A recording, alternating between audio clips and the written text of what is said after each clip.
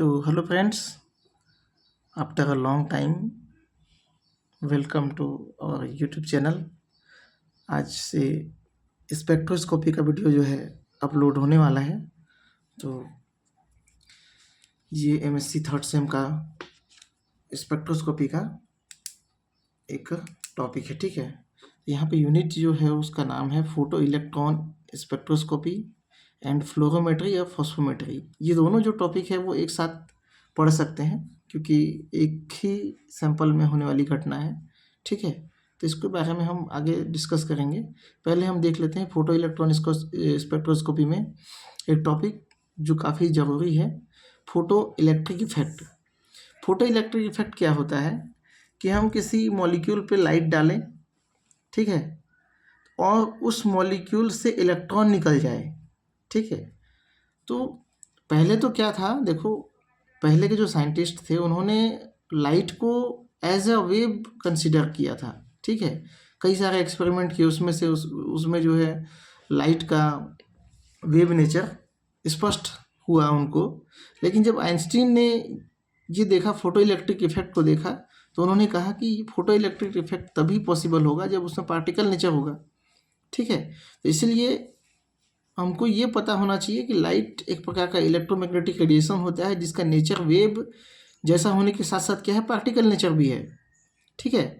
और ये जो लाइट होता है एनर्जी के छोटे छोटे पैकेट्स के रूप में होता है जिसको फोटोन कहा जाता है। तो ये जो पैकेट है वही पार्टिकल की तरह बिहेव करते हैं, ठीक है।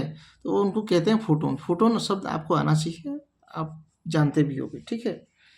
तो ये एक्सपेरिमेंट जो है आइंस्टीन ने फोटो इलेक्ट्रिक इफेक्ट के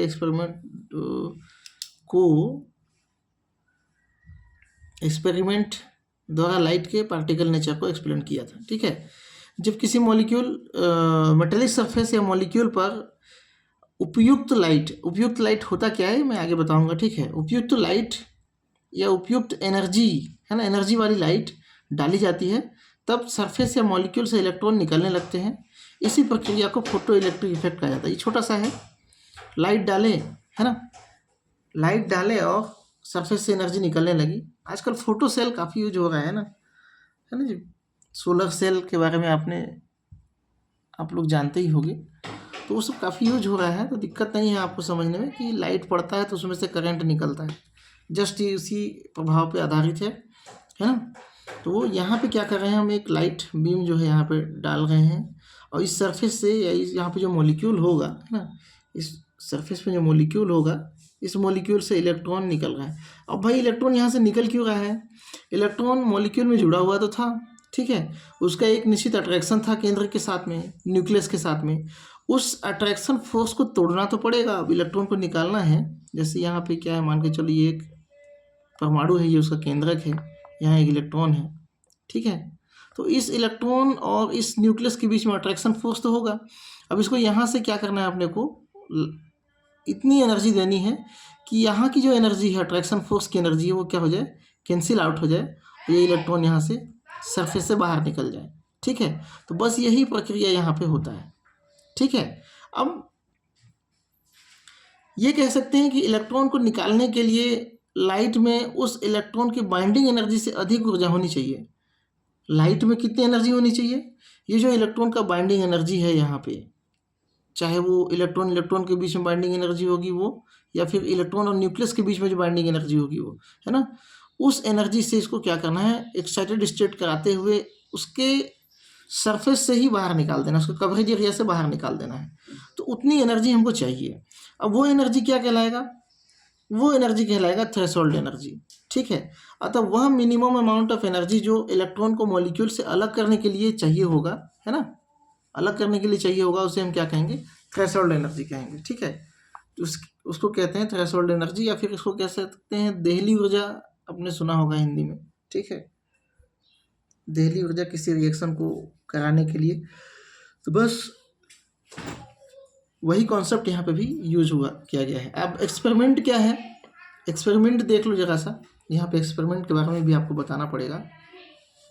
होता क्या है, यहाँ पे एक दो प्लेट होती है, ठीक है, एक नेगेटिव प्लेट और एक पॉजिटिव प्लेट।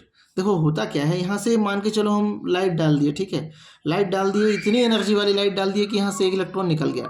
अब इलेक्ट्रॉन निकल गया तो भाई वो जाएगा कहाँ? तो इसको जाने के लिए रास्ता भी तो होना चाहिए, एक फ्लो भी तो होना चाहिए, एक सर्किट भी तो कंप्लीट होना चाहिए। अब ये इलेक्ट्रॉन यहाँ से यहाँ मूव करेगा, ठीक है। अब इलेक्ट्रॉन यहाँ से पॉजिटिव टर्मिनल की तरफ मूव करेगा और यहाँ पे जो पॉजिटिव टर्मिनल है वहाँ से ये इलेक्ट्रॉन यहाँ आ जाएगा। अब ये इलेक्ट्रॉन जो है इधर इस सर्किट से होते हुए फिर इधर आपका पॉजिटिव जो बैटरी का पॉजिटिव सिरा है उसमें आके ये क्या करेगा, एंटर हो जाएगा। अब ये यहाँ से ट्रांसफ़र होगा कहाँ, यहाँ से फिर से इलेक्ट्रॉन यहाँ फ्री होगा और ये इलेक्ट्रॉन इधर जाते जाएगा। मतलब यहाँ पे एक सर्किट कंप्लीट हो गया। अगर हम यहाँ पे कोई इंस्ट्रूमेंट चलाना चाहे तो चला सकते हैं। ये सोलर प्लेट का सिद्धांत है, ठीक है, ऐसा ही होता है वहाँ पे। तो अब यहाँ पे हो जाता है कि इलेक्ट्रॉन तो निकल गया, जितनी एनर्जी इसको चाहिए थी उतनी एनर्जी अगर इसको मिल गई, इलेक्ट्रॉन निकल गया, मान के चलो इसको काइनेटिक एनर्जी इसके पास है ही नहीं, मतलब इसको आगे मूव करने के लिए ऊर्जा इसके पास है ही नहीं, तो ये भी दिक्कत है ना। हालांकि ये खींच रहा है इसको, लेकिन उतना स्पीड से खींच नहीं पाएगा, ठीक है। तो क्या करते हैं हम, थ्रेशोल्ड एनर्जी से ज़्यादा एनर्जी यहाँ पे वाली लाइट हम यहाँ पे डालते हैं। तो जितना थ्रेशोल्ड एनर्जी होता है वो तो उसको निकालने में यूज हो जाता है, और जो बचता है वो क्या होता है, इस इलेक्ट्रॉन को मिल जाता है ऊर्जा, जो इसकी गति का कारण बन जाती है, काइनेटिक एनर्जी का कारण बन जाती है, ठीक है। तो यहाँ पे आपको इस इंस्ट्रूमेंट को एक्सप्लेन करना है कि यहाँ पे एक बैटरी है, प्लेट है, और ये जो प्रोसेस है वो यहाँ पे हो रहा है, ठीक है। छोटा सा 2-3 लाइन का एक्सप्लेनेशन है वो आपको करना पड़ेगा, ठीक है जी। समझ में आ गया, कोई दिक्कत तो नहीं है यहाँ पे, है ना। ये नेगेटिव प्लेट है, ये पॉजिटिव प्लेट है, ये एक बैटरी है और ये एक सर्किट है जो इसको कंप्लीट कर रहा है। ये एक वैक्यूम क्या है, एक सिलेंडर है, ठीक है। अगर यहाँ पे इनके बीच में और दूसरे गैस होंगे तो उसमें भी आयनाइजेशन हो सकता है, ठीक है। तो एक पर्टिकुलर मॉलिक्यूल को ही हम यहाँ पे लेते हैं, है ना, जिससे हमको क्या करना रहता है, इलेक्ट्रॉन निकालना रहता है। तो ये क्या होता है, फोटो इलेक्ट्रिक प्रभाव ये आपको देखने को मिलता है। आपको याद होगा, ये आपने 11th-12th में भी पढ़ा होगा या फिर बीएससी में पढ़ा होगा, कोई दिक्कत नहीं है, ये बीएससी में भी आप इसको लिख सकते हो। अब मैं अगर आपको पूछूं कि इसकी काइनेटिक एनर्जी कितनी होगी, उसको आप कैसे एक्सप्रेस करोगे, ठीक है। तो उसका सिंपल सा तरीका है, टोटल एनर्जी ऑफ लाइट, जो लाइट हम दे रहे हैं उसकी कुछ एनर्जी होगी, है ना। तो ये एनर्जी जो है, टोटल एनर्जी ऑफ लाइट ये हो गई, है ना, ठीक है। उसमें से वर्क फंक्शन हम निकाल दिए। वर्क फंक्शन क्या है, जो थ्रेशोल्ड एनर्जी है हमारा, ठीक है, मतलब इलेक्ट्रॉन को निकालने में जो ऊर्जा यूज होती है उसको हम एज ए वर्क फंक्शन यहाँ पे लिख सकते हैं, ठीक है। प्लस जो एनर्जी बचती है वो क्या किस में कन्वर्ट हो जाती है, काइनेटिक एनर्जी में कन्वर्ट हो जाती है। वर्क फंक्शन को आप फाई थीटा कुछ भी लिख सकते हैं आप अपने सुविधा के अनुसार। तो जो एनर्जी मिली हमारे पास लाइट से, उसको हम जानते हैं फोटोन की एनर्जी कितनी होती है, h, ठीक है, इक्वल टू क्या होगा, फाई थीटा, जो भी लिखना है यहाँ पे लिखो। और काइनेटिक एनर्जी क्या होता है, हाफ mv²। अब यहाँ पे जो वर्क फंक्शन होता है इसमें h न्यू इक्वल टू, इसको हम वर्क फंक्शन को क्या लिख लेते हैं, h न्यू, यहाँ पे बार लगा देते हैं, ठीक है। तो ये जो बार है वो क्या इंडिकेट करता है कि ये जो न्यू है ये ऐसी फ्रिक्वेंसी है जो थ्रेशोल्ड फ्रिक्वेंसी कहलाएगा, क्योंकि फ्रिक्वेंसी और एनर्जी एक दूसरे से रिलेट होते हैं, एक दूसरे के समानुपाती होते हैं। तो यहाँ पे न्यू जो है, मैं यहाँ पे बताया हूँ उसको, ठीक है, हाफ mv² वैसा ही है। देख लो यहाँ पे क्या क्या है, h जो है प्लांक कांस्टेंट है, h प्लांक कांस्टेंट है, कोई दिक्कत नहीं है यहाँ पे, ठीक है। न्यू क्या है, फ्रिक्वेंसी ऑफ लाइट या इंसिडेंट लाइट कह सकते हो। न्यू जो है क्या है, फ्रिक्वेंसी ऑफ इंसिडेंट लाइट, ठीक है। और न्यू डैश जो है यहाँ पे थ्रेशोल्ड फ्रिक्वेंसी है, मतलब इतनी फ्रिक्वेंसी जो लाइट को निकालने के लिए चाहिए, इलेक्ट्रॉन को निकालने के लिए लाइट की फ्रिक्वेंसी होनी चाहिए, वो है, ठीक है। और एम भी आप जान रहे हो, हाफ mv² के बारे में ज़्यादा क्या बताऊँ, मास और वी वेलोसिटी, ठीक है, वेलोसिटी स्क्वायर। तो ये होता है काइनेटिक एनर्जी, ठीक है जी।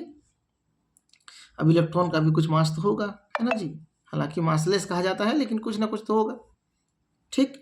तो ये हो गया आपका टोटल एनर्जी का हिसाब किताब, ठीक है। इसको भी आप एक्सप्लेन करो, लिखो, आप कैसे लिखते हो अपने शब्दों में लिख देना, कोई दिक्कत नहीं है। सॉरी थोड़ा हिल रहा है, हाँ। अब अगर आपको ये पूछे कि काइनेटिक एनर्जी कितनी होगी, तो काइनेटिक एनर्जी mv² निकालना है तो इस h न्यू को इधर ट्रांसफ़र कर दो, है ना, h न्यू बार को इसको क्या कर दो, इधर ट्रांसफ़र कर दो, ये पॉजिटिव इधर आ जाएगा, नेगेटिव हो जाएगा, इस तरह से ठीक है। तो हाफ एम वी स्क्वायर या इसको काइनेटिक एनर्जी भी डायरेक्ट लिख सकते हो, कोई दिक्कत नहीं है, ठीक है। तो काइनेटिक एनर्जी इक्वल टू क्या हो जाएगा, H nu minus H nu bar, ये प्लस नहीं है, ये क्या है, डैश है, ठीक है। तो एच एच यहाँ पे कॉमन आ गया, न्यू माइनस न्यू डैश, ठीक है। ये आपका जो नॉर्मल फोटोन की जो फ्रीक्वेंसी है उसमें आप क्या करो, थ्रेशोल्ड फ्रीक्वेंसी माइनस कर दो, उसके बाद में आप एच प्लैंक कांस्टेंट जो है उसमें मल्टीप्लाई कर दोगे तो आपको काइनेटिक एनर्जी जो है मिल जाएगी। इसको और एक मेथड से एक्सप्रेस किया जा सकता है, न्यू इक्वल टू क्या होता है, सी बाई लेमडा होता है। सी बाई लेमडा, सी क्या है, वेलोसिटी ऑफ लाइट, ठीक है, लेमडा आपका वेवलेंथ, ठीक है। तो वेवलेंथ जैसे जैसे बढ़ता है वैसे वैसे फ्रीक्वेंसी क्या होता है, कम होता है। तो यहाँ पे एक दूसरे के अपोजिट या कह सकते हो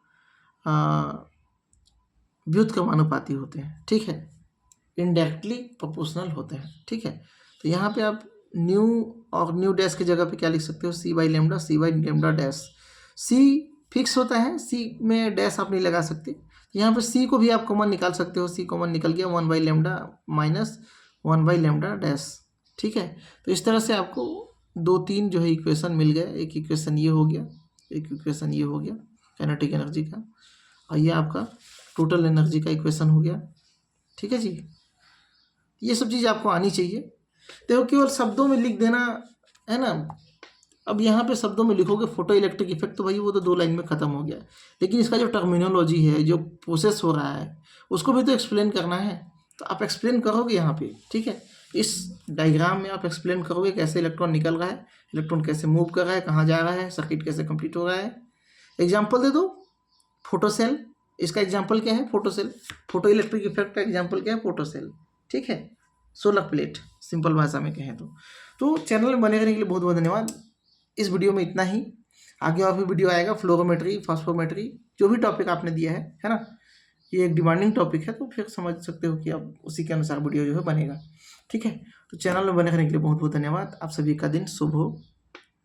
जय हिंद, जय भारत।